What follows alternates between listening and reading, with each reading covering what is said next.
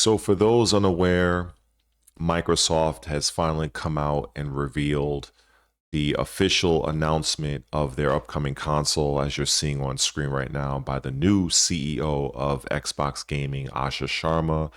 So, in her tweet yesterday, she says, "Great start to the morning with Team Xbox, where we talked about our commitment to the return of Xbox, including Project Helix, the codename for our next generation console. Project Helix will lead in performance and play your Xbox and PC games. Looking forward to chatting about this more with partners and studios at my first game developer conference next week." As you can see, this has about 3 million views, a lot of reposts, a lot of likes, and all that good stuff. And so I'm happy that even though I kind of knew that this was going to happen. I mean, I've been saying this many times on my channel where Microsoft, even, definitely during Phil Spencer's time, they committed to a 10-year deal with AMD, so you're not going to do something like that if you're not going to have hardware cycles. Also, I've said many times in several videos where I'm talking about Microsoft that the reason why Microsoft refuses to leave the hardware market, even though I think that they 100% can, and be perfectly fine in doing so, is because they will be leaving a lot of money on the table because the majority of Game Pass memberships are on console. And say what you will about the Xbox hardware, many people in the United States and around the world own a Xbox Series S or X. So that's just the reality of the situation. So the next thing I want to share is this article here. This is MSN, but basically it's Engadget. So Xbox CEO confirms next gen Project Helix, and let's see. So you got this little thing here. So that's the insignia. That's what they're going with right now. I don't know if this is what the console will end up being called. I have seen some people in the comment section that actually like the name. They feel that it actually makes sense given the fact that it does resemble an X, and a helix is essentially, I think what is like a part of DNA where things are interwoven, and which is the case with the console and the PC. Basically, it's a hybrid. So having this type of insignia does make sense, and yeah, I mean, I wouldn't mind it being called Helix. I wouldn't mind that at all, but we'll see. So let's see here. So Xbox CEO Asha Sharma is gearing up to spill the beans on Microsoft's next generation console. So yeah, they're just reviewing what she said. I just read that part. The next generation console tease follows Sharma's appointment as Xbox CEO a few weeks ago. After former Xbox head Phil Spencer stepped down last year, it was clear that things were rocky for Microsoft's storied gaming brand, and the executive shakeup certainly didn't help much, but it'll be interesting to hear more details about Project Helix at GDC. Is it simply a PC masquerading as a console? I can answer that. No, it's not. What sort of performance benchmarks is Microsoft trying to reach, and will we get any hints about hardware? For the first time in a long time, there's something intriguing happening in the land of Xbox. Much like the first Xbox, Microsoft could end up cutting this generation short to quickly prep a successor. And if the rumors about a PlayStation 6 delay end up being true, it could give Microsoft a few years with new hardware ahead of Sony. So that is true, but I want to just touch on something real quick that even though I have mentioned this a few times, but in the event that you are new here to the channel, and if you haven't subscribed, please do so. It's absolutely free to do so. And also follow me over on my Twitter. I'm not Twitter, excuse me, Twitch. But what I want to say about this is that during the 7th generation, this is like the Xbox 360 versus the PlayStation 3 versus the Nintendo Wii. Microsoft did have a full year head start. They had a full year head start ahead of both Nintendo and Sony.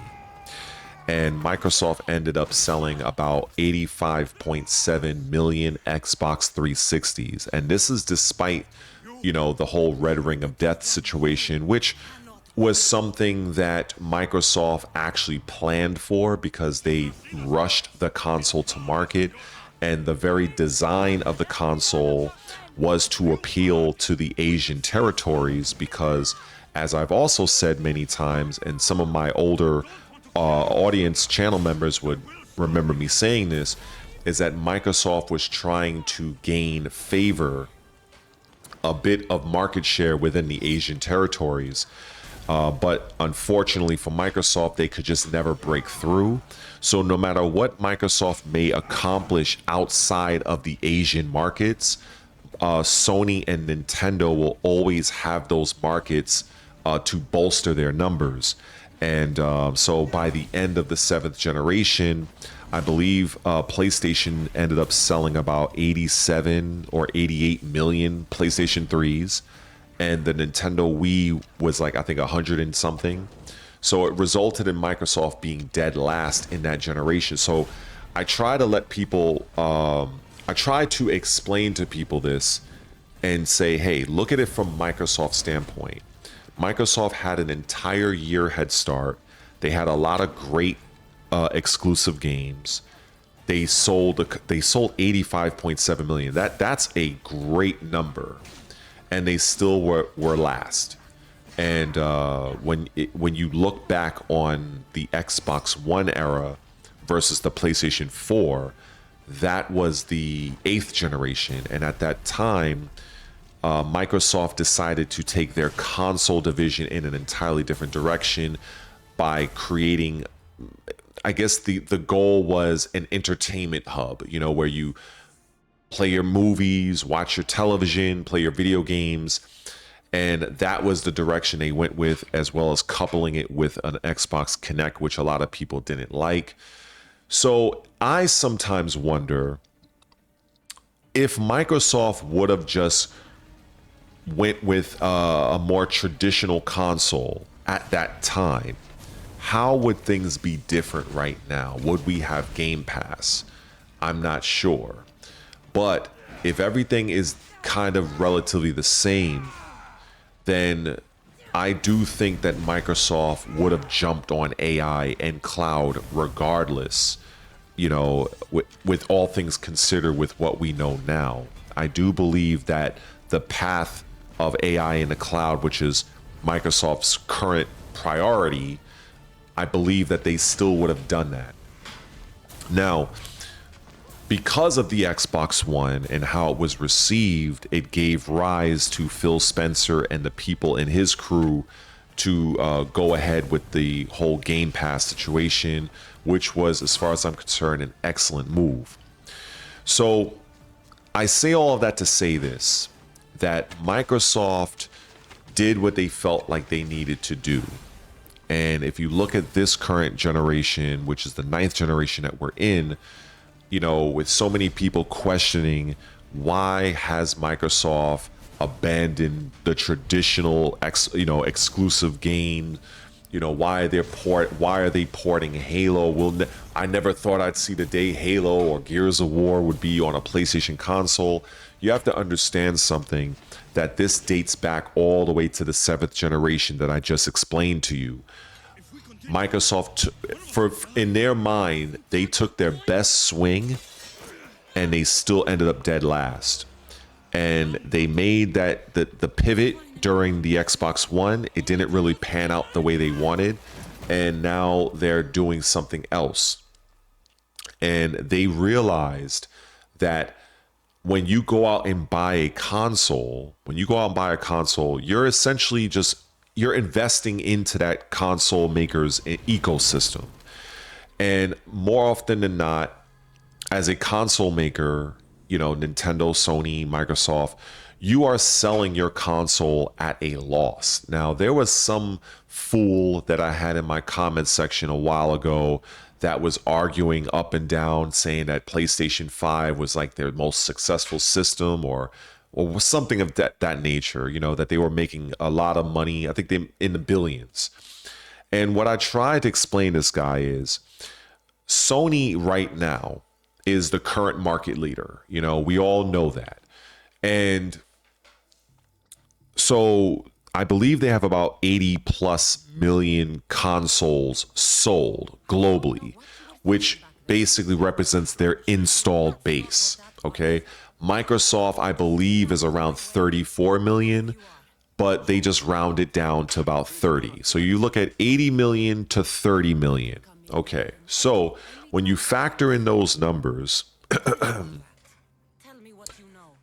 Microsoft realized that utilizing the power of licensing will enable them to have more success with their games, to get more sales, and more importantly, more revenue. So, for instance, I use this example, right?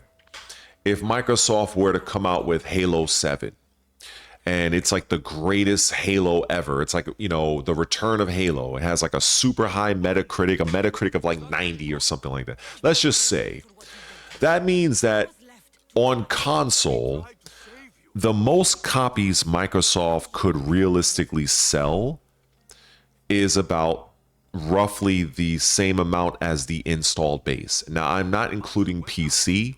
I'm just talking about console right now. Now, if you were to take the same example and, Sony were to come out with the God of War Egyptian edition, right? Now Kratos is going against Horus and Anubis and the Egyptian pantheon. That game is also high on the Metacritic, but the difference is that because Sony has 80 million PlayStations, that means even though Halo 7 and this new Gears of War are both amazing games, but Sony's God of War in this situation, they're gonna outsell the Halo 7 game. Why? Because there are just simply more PlayStations out there than there are Xboxes. So how can Microsoft mitigate this? Using the power of licensing. Because the fact of the matter is this: 80 million PlayStation users, they may not want to invest in Xbox hardware. They may not have the extra money, but there are many of them, I'll even say in the millions, that actually want to play some of Xbox's games. So having Microsoft porting this same Halo 7 over onto PlayStation, giving tapping into that 80 million PlayStation installed base is a great benefit. Now, there are people out there that will say, well, this is a horrible move. I've heard it all. The fact that many people do not understand that Microsoft is not porting this game over for free. They are utilizing licensing deals. And the way licensing deals works in the gaming industry, I can't speak about the other industries out there, but in the gaming industry, you have a 70-30 split. So in this situation, Microsoft is getting a 70% revenue or percentage from Sony, and Sony is keeping the 30%, platform fee. That's how this works. Now, Microsoft, when they get that 70%, now just let me back up for a minute. Let's say if you are on PlayStation and you ended up getting your God of War, the Egyptian Pantheon game or what have you, right? But let's just say you're like, damn, I kind of wanted to play that Halo 7 game, but I don't feel like spending $500 or $800 for a new Xbox or whatever, right? Oh, it's coming to PlayStation? Okay, so you go and you buy that Halo 7 on your PlayStation.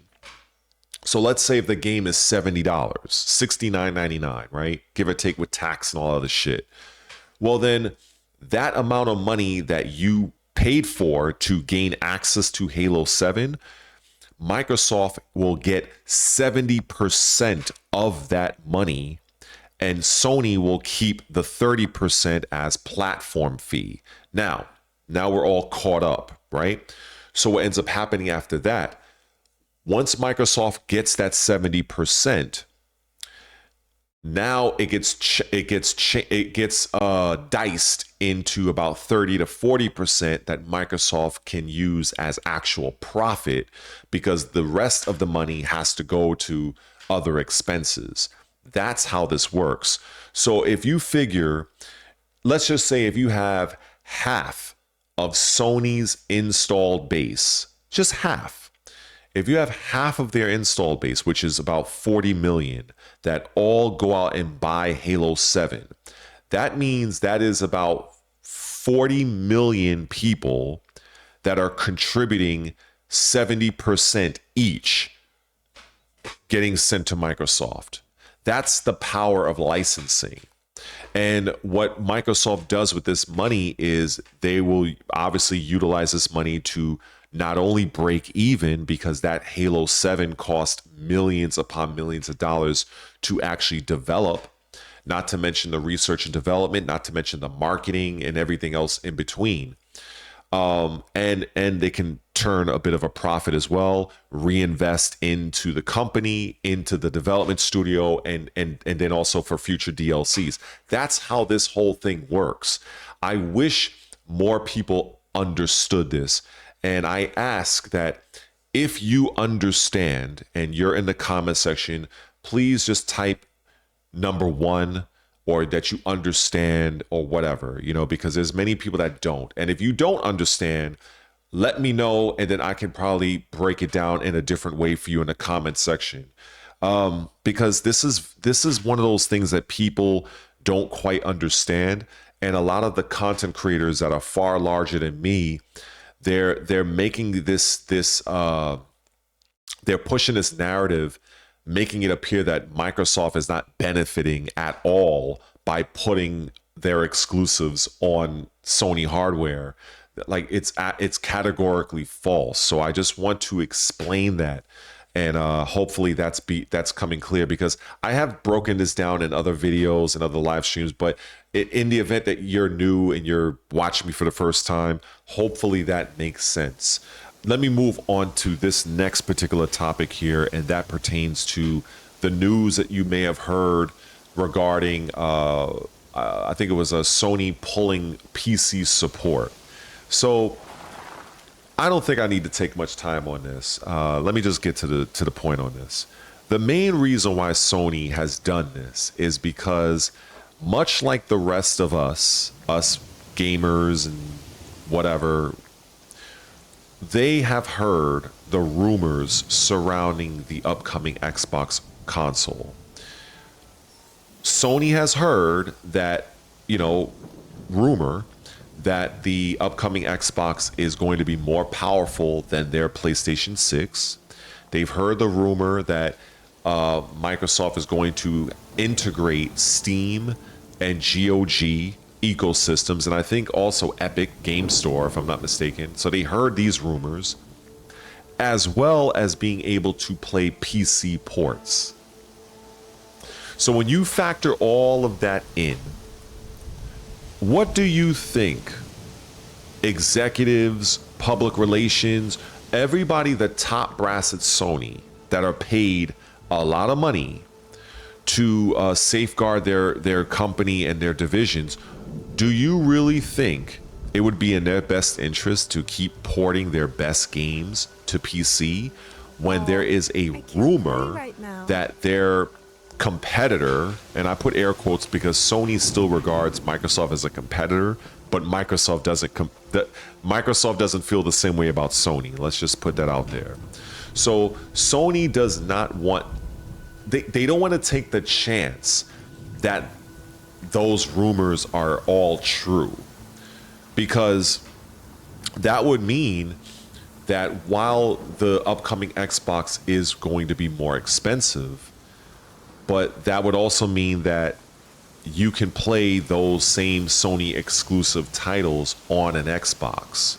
And also, if that console ends up being more powerful than a PlayStation 6, the narrative is going to basically I can already see the headline right now from every major content creator and every publication is saying that you can play PlayStation 6 games on an Xbox and they run better. That would literally, I don't want to say it would shatter the PlayStation 6, but it would definitely do a major significant blow to Sony's bottom line. Because even though that upcoming console is going to be more expensive, people will actually start to think like, you know what, I think it's justified, because not only are we having the more powerful console, but we're having access to Epic Game Store, GOG's Game Store, and Steam's Game Store. Like, we're getting all of this value, and then if we were to go and buy a PlayStation, it's just a traditional console. We're just playing our PlayStation games and that's it. And, you know, so I strongly feel that is the main reason. Now, of course, Sony cannot publicly admit this. They cannot admit that while they are the market leader here, they don't want to admit that who they view as competitors in this space is making them change their strategy. See, in business, when you are the lead, you want your competitors to adjust their strategy to you, not the other way around. But in this case, Microsoft's, now all of this is rumor, Microsoft being able to potentially play PlayStation ports, yeah, that's not good. And so Sony is gonna, you've probably no doubt have watched some other larger channel than me, and they're spewing a whole bunch of stuff saying that, well, Sony wasn't making enough money porting that, which is bullshit, because I've heard that they've made over $1 billion. So that's nonsense. Whatever you hear is just corpo speak. And in terms of official statements from Sony, which the gaming journalists are just they're gonna eat right up, and they're gonna keep spewing the same nonsense. The fact is this, as I've just laid out, Sony is not willing to take that risk. It is a risk they don't need to take by having their games ported onto PC and having the chance that Microsoft's upcoming Xbox console will not only play those same games, those PC ports, but also play them better. Now, let's just say another hypothetical. Let's just say if the upcoming Xbox console is not superior to the PS6. Let's say if they're relatively neck and neck in capability. That's still the fact that they're still able to play PlayStation games, and then the added value of having access to Steam, GOG, Epic Games. So that still makes the Xbox console still more attractive, with the exception of the Sony diehards that will like sell their soul for Sony. So discounting those people, if you have those and other individuals that are more on the fence and will like to go for like the best value or the more powerful, even if it's even the marginally more powerful, more capable, they're gonna go with Xbox. So Sony is like, look, we need to nip this in the bud right now. So let's just stop our PC stuff right now. Because in their minds, and they're right, if they were to do this later on, as we get closer to the release of the upcoming Xbox, especially once we learn what the capabilities of the console is. It's going to look even more suspect to even the casuals that, wait, why all of a sudden you're pulling your PC support?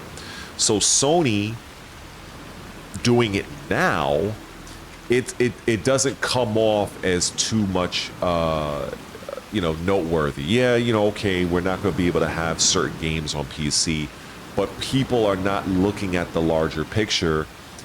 And the fact that I'm giving to you right now that Sony is doing this because of the rumors of the console of Microsoft being able to not only be more powerful, but also playing PC ports, which will enable an Xbox user to play a PC port of a very high-profile PlayStation exclusive, thus rendering buying a PlayStation kind of pointless. So that's really what that comes down to.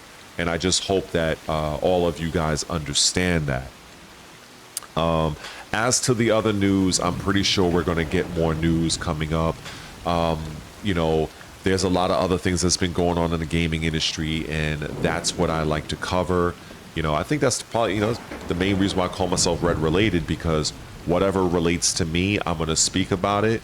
And if it relates to you, then I guess we got a connection. And hopefully with that connection, you'll subscribe to my YouTube channel, hit that bell notification. So anytime I go live actually, I really go live on Twitch. So follow me over on Twitch. But when I post videos over here on YouTube, you'll be the first to get notified so you can listen to me yap and share my wisdom. Anyway, I think that's about it. I think I covered the console, the Xbox console announcement from Asha Sharma. I broke down some of the history of the Xbox 360, the 7th generation, and I also broke down why Sony has decided to pull their PC support. So hopefully I did a good enough job for you guys. Hopefully, again, if this is your first time, please consider subscribing to the channel and follow me over on my Twitch. I'm trying to build over there. And I guess with that being said, I'm out. Salute.